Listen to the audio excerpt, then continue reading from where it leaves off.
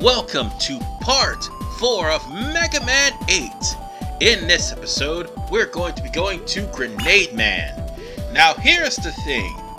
I did say that the Robot Master weaknesses throw off the Robot Master patterns. There are certain ones that don't. Well, you have to actually meet requirements first in order for you to do that. Otherwise, their patterns are thrown off. Grenade Man is one of them, the other being Tengu Man back in part 2. And then there's Search Man and, I do believe Astro Man later on in the game. Well, no, actually not Astro Man, but rather Sword Man. Anyway, we're here in this stage, and there's a lot of explosives. Now, you gotta be careful when you're trying to shoot these explosives. For one, the explosives will damage you. Two, they also hide spikes sometimes, let alone bottomless pits. You don't need to run into either. So on that note, let's just keep on going and make sure your Mega Buster is charged. Because with those flying attack copters, they could be a pain in the ass. And there's a lot of batons here too. Yeah, and there's that thing. Unfortunately, I don't know what can destroy it.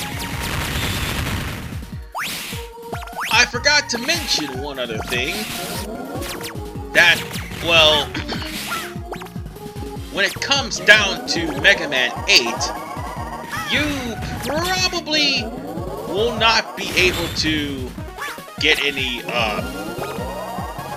E-Tanks here, because after all, E-Tanks are a non-existent thing. That won't be a thing until Mega Man 9. So, every time you die, you're going to have your health restored. You've already noticed that from Clown Man, and I mean, it bears repeating because, guess what? You played sequel Mega Man and Bass, you don't have that luxury. And I have to say, it is a breath of fresh air to come to this game as opposed to Mega Man and Bass. I am never going back to Mega Man and Bass, ever. Especially not to play that as Mega Man. I'm sorry, but that's just annoying. Anyway, it'll be the last time I talk about Mega Man and Bass, I swear to God. Let's talk about the game at hand. We have these platforms here that, by the way, they actually count down to 0, and if you're still on the platform, not only will you take damage, but there's a good chance you may fall. Hopefully you can abuse the invincibility frame before you do. Now,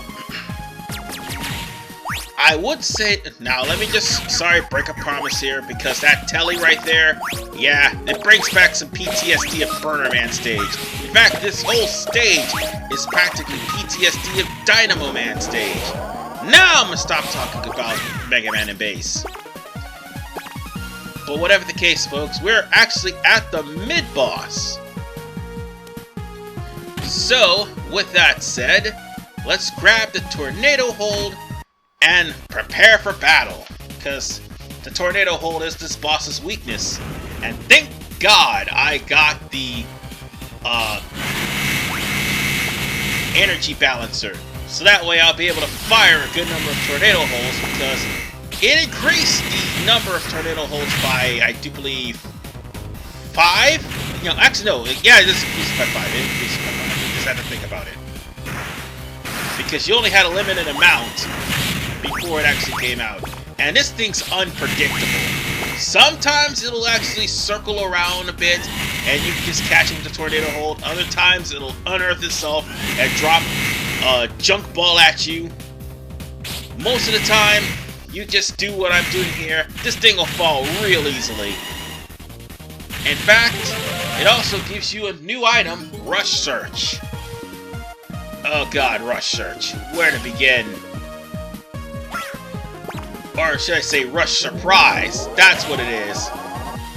Rush Surprise is by far the worst out of the entirety of all the Rush moves. And by the way, watch out for these 3D hammers, because they can be a pain in the ass too. Especially if they're over a bottomless pit and you happen to be hit by one 3D hammer. Just try to think of Mortal Kombat Mortal Kombat mythologies for that.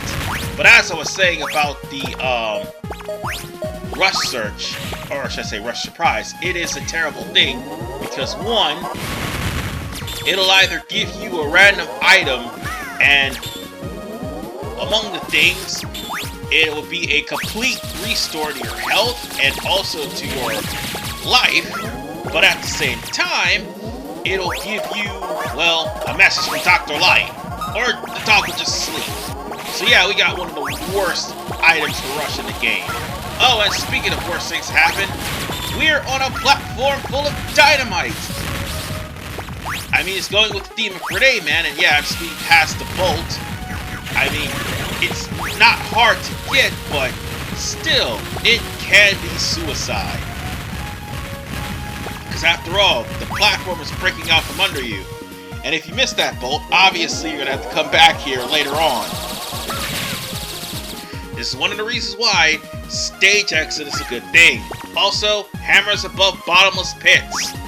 Time your jumps correctly and not get hit. Because there's nothing that can destroy the hammers.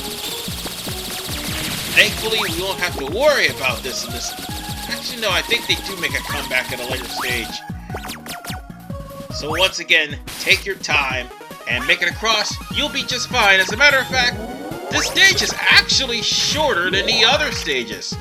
I mean, look how many minutes it took for me to get there. So on that note, it's time for Grenade Man. I'll be nice on you. Okay, here's the deal with Grenade Man. He is weak to Flash Bomb, but you need to actually aim. Not Flash Bomb, man. He's weak to Thunderclaw. You have to use the Thunderclaw to bounce back his Flash Bomb back at him. So not only will he do a pose, but also he'll take more damage. And I just got wrecked. Dear God. Okay, let's try this again. This time, not die. But as I was saying, you need to try to reflect the Flash Bomb to actually do damage to him. So that's the only way you're going to actually do damage with the Robot Master weapon, the Thunderclaw. But it still actually is effective. But then he has a round 2 when he's down to half health. And I am taking way too much damage. Yep, there's that round 2 right there, and sometimes that explosion will actually do kill you.